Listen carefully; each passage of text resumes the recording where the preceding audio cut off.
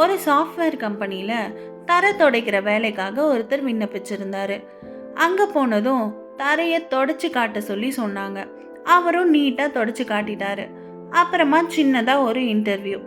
கடைசியாக அவருக்கு தகவல் தெரிவிப்பதற்காக இமெயில் முகவரி என்ன அப்படின்னு கேட்டாங்க. அதுக்கு அவர், இந்த இமெயில் இன்டர்நெட் இதெல்லாம் எனக்கு தெரியாது சார் அப்படின்னு சொன்னார்.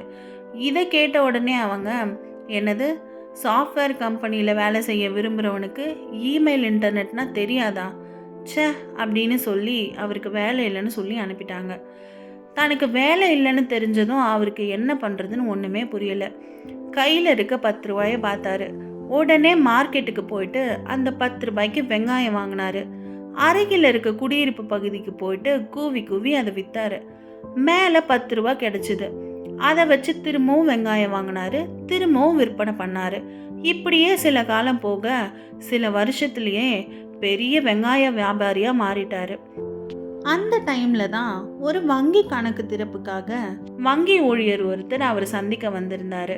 அப்போ அவர், உங்களுடைய இமெயில் ஐடியை சொல்லுங்கள் சார் அப்படின்னு கேட்டார்.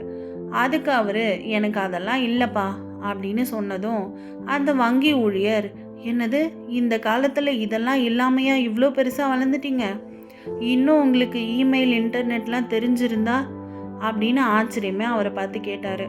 அதுக்கு அந்த வியாபாரி சொன்னார், இதெல்லாம் தெரிஞ்சிருந்தா ஒரு சாஃப்ட்வேர் கம்பெனியில் தரை துடைக்கிற வேலையில் இருந்திருப்பேன் அப்படின்னு.